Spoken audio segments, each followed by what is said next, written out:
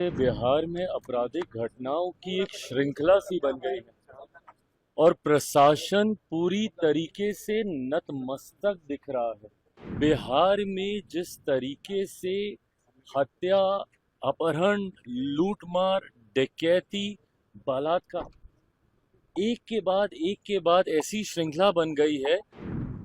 कोई भी अपराधी आपके राज्य में आपराधिक घटनाओं को कैसे अंजाम दे रहा है प्रशासन के रहते हुए, या तो फिर इसमें प्रशासन की मिली भगत है और या फिर प्रशासन इस पे लीपापोती करने का कार्य कर रहा है।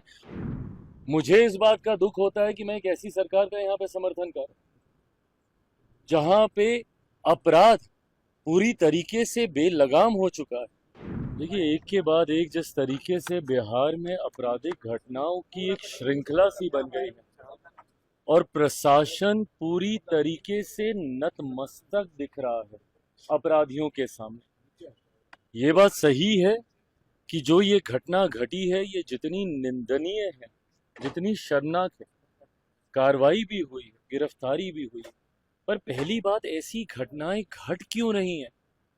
बिहार में जिस तरीके से हत्या, अपहरण, लूटमार, डकैती, बलात्कार एक के बाद ऐसी श्रृंखला बन गई है और अब तो ऐसा लग रहा है जैसे प्रशासन पूरी तरीके से नाकामयाब है इन घटनाओं को रोकने के लिए।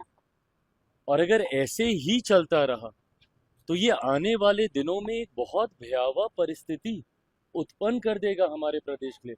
उत्पन्न हो चुकी है। जिन परिवारों ने अपनों को खोया, उनका हालात पूछिए।